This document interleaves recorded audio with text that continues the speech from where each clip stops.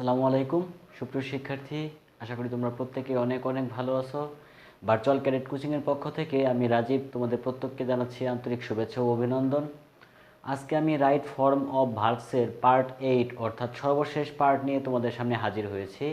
যারা এর পূর্বের পার্টগুলো অর্থাৎ পার্ট 1 থেকে 7 পর্যন্ত যারা এখনও দেখোনি তারা দেখে আসবে। আমি ডেসক্রিপশন বক্সে এর লিঙ্কগুলো দিয়ে দিয়েছি।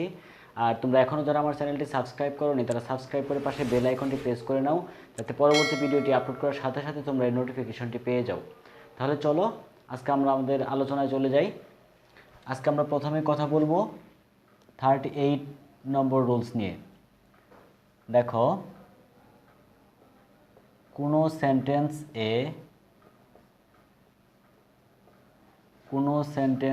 এ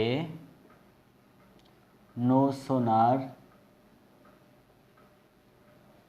had than hardly had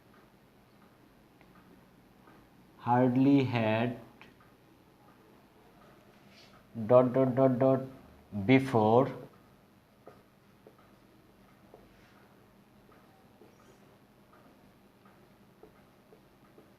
scarcely had when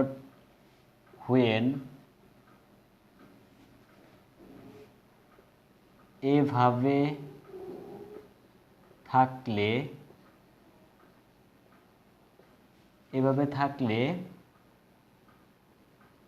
প্রথম ভার্ব এর V3 এবং দ্বিতীয় ভার্ব এর V2 হয়।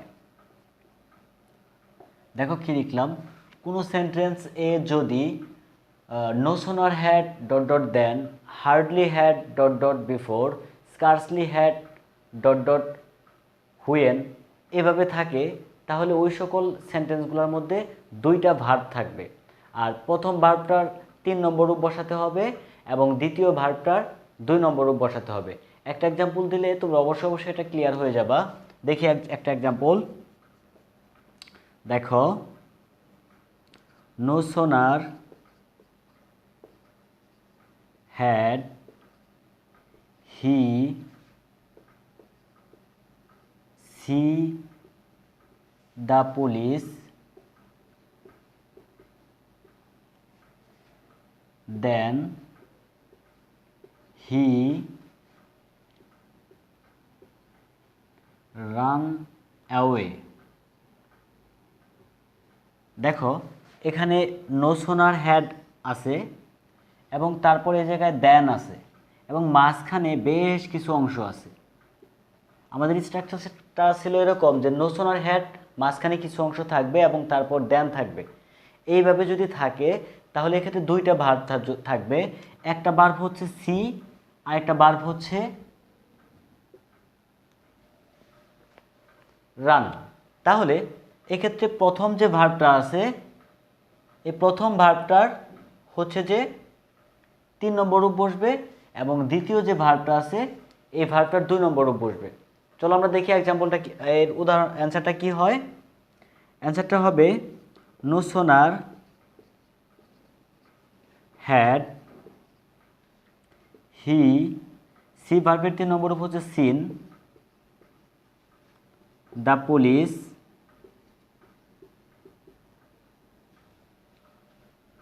then he, এই ভার্বটার 2 নম্বর রূপ হচ্ছে রেন অ্যাওয়ে। দেখো, সে পুলিশকে দেখতে না দেখতেই দৌড়ে পালালো। এখানে আমরা প্রথম ভার্বটার 3 নম্বর রূপ বসিয়েছি এবং দ্বিতীয় ভার্বটার 2 নম্বর রূপ বসিয়েছি। আশা করি তোমরা রুলসটা বুঝতে পেরেছ। চলো আমরা এরপরে রুলসটা দেখি।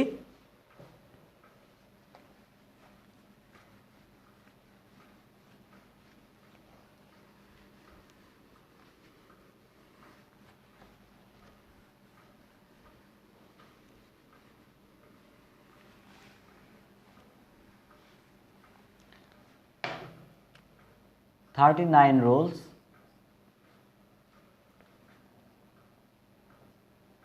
had plus subject plus V3 থাকলে ভার্ব এর আগে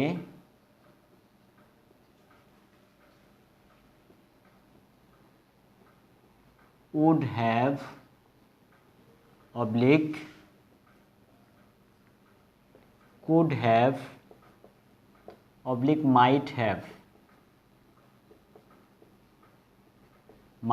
প্লাস V3 হয়।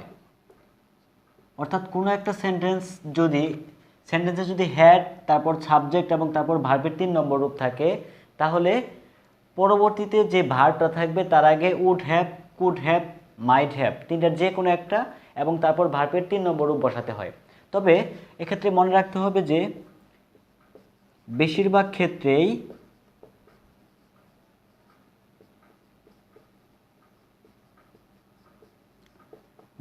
ক্ষেত্রেই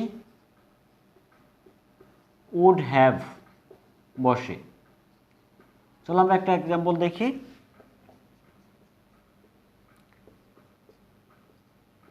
had I been a rich man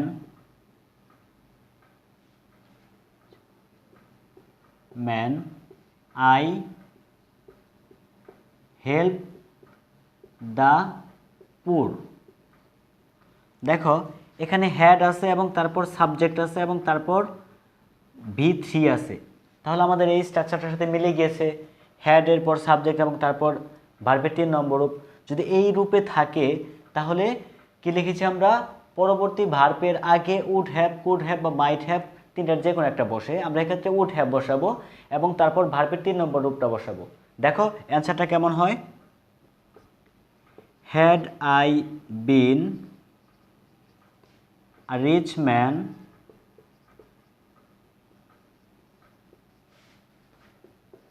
I would have help ভার্বের 3 নম্বর রূপ হচ্ছে হেল্পড দ্য পুর। আমি যদি ধনী হতাম আমি দরিদ্রদের সাহায্য করতাম। খুবই সহজ একটা রুলস, আশা করি বুঝতে পেরেছ। চলো দেখি আমাদের নেক্সট রুলসটা কি। আজকে আমরা যে বিষয়গুলো নিয়ে আলোচনা করতেছি সবগুলো হচ্ছে কন্ডিশনাল সেন্টেন্স, অর্থাৎ শর্তযুক্ত সেন্টেন্স। বিষয়গুলো খুবই সহজ, একটু মনোযোগ সহকারে বোঝার চেষ্টা করো। আমরা 40 নম্বর রুলসটা নিয়ে এখন কথা বলবো। If plus present indefinite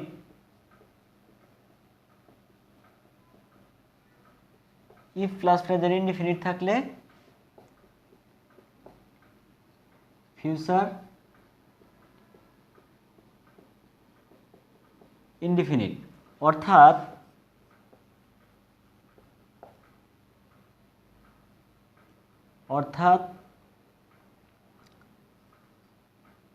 if যুক্ত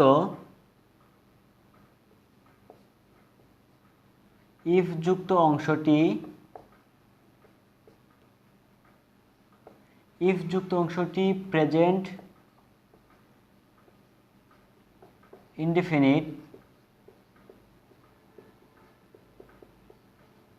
ইনডেফিনিট টেন্স হলে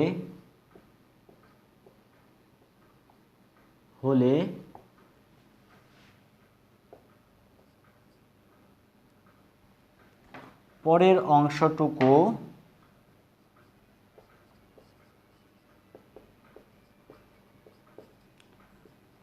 অংশটুকু ফিউচার ইনডেফিনিট টেন্স হয়। অর্থাৎ ইফ যুক্ত অংশটুকু যদি প্রেজেন্ট ইনডেফিনিট টেন্স হয় তাহলে পরের অংশটুকু ফিউচার ইনডেফিনিট টেন্স হবে। খেয়াল করে একটা এক্সাম্পল দিচ্ছি। If you come I go. দেখো if you come I go, এই অংশটুকু ইফ যুক্ত সেন্টেন্স এবং সাবজেক্ট হচ্ছে ইউ, তারপর হচ্ছে ভার্বের 1 নম্বর রূপ। তাহলে সাবজেক্টের পর ভার্বের 1 নম্বর রূপ হয় কোন টেন্সে? প্রেজেন্ট ইনডেফিনিট টেন্সে। তাহলে আমরা ইফ যুক্ত অংশটুকু প্রেজেন্ট ইনডেফিনিট টেন্স পেয়েছি, তাহলে পরের অংশটুকু কি হবে? ফিউচার ইনডেফিনিট টেন্স হবে। আর আমরা জানি ফিউচার ইনডেফিনিট টেন্সে অক্সিলারি ভার্ব হিসেবে শ্যাল অথবা উইল বসে। তাহলে এক্ষেত্রে সাবজেক্ট হচ্ছে আই, এই আয়ের সাথে কি বসবে? শ্যাল বসবে না উইল বসবে? অবশ্যই শ্যাল বসবে। তাহলে অ্যান্সারটা কি হবে? অ্যান্সারটা হবে if you come I shall go. তুমি যদি আসো তাহলে আমি যাব। খুবই সহজ একটা রুলস, আশা করি বুঝতে পেরেছো। চলো দেখি এরপরে রুলসটা।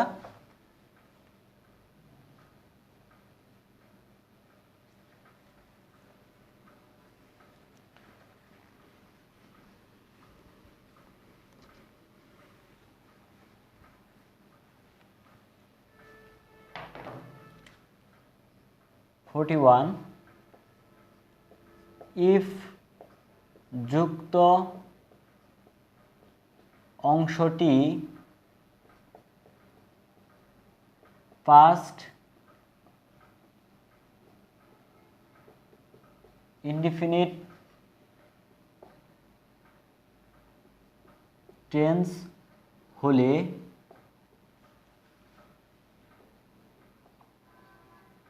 পরের অংশে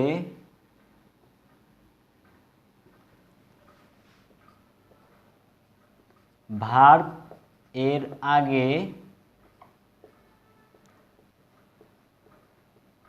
would, could, mite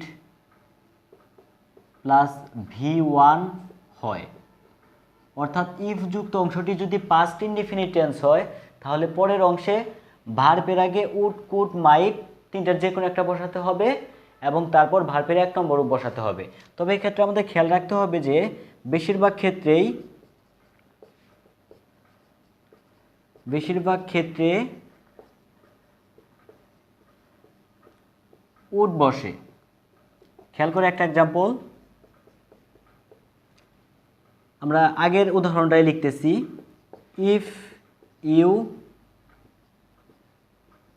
came I go. দেখো এই অংশটুকু হচ্ছে ইফ যুক্ত অংশ, আর সাবজেক্ট হচ্ছে ইউ, তারপর হচ্ছে ভার্বের 2 নম্বর রূপ। তাহলে সাবজেক্টের পর যদি ভার্বের 2 নম্বর রূপ থাকে তাহলে সেটা কোন টেন্স হয়? পাস্ট ইনডিফিনিট টেন্স হয়।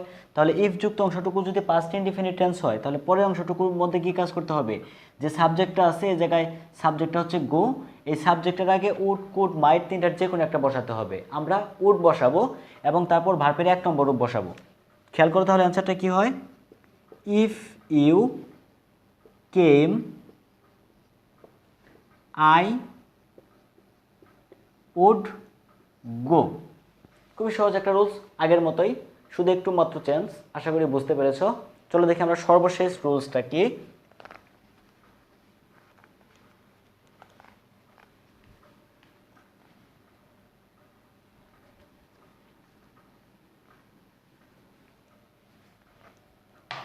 আমাদের সর্বশেষ রুলসটা হচ্ছে ইফ যুক্ত অংশটি পাস্ট পারফেক্ট টেন্স হলে পরের অংশে উড হ্যাভ প্লাস V3 হয়। অর্থাৎ ইফ যুক্ত অংশটি যদি পাস্ট পারফেক্ট টেন্স হয়, পাস্ট পারফেক্ট টেন্স থাকে, তাহলে পরের অংশে উড হ্যাভ বসাতে হয় এবং ভার্বের 3 নম্বর রূপ বসাতে হয়। চলো আমরা সেম এক্সাম্পলটাই খেয়াল করি। If you had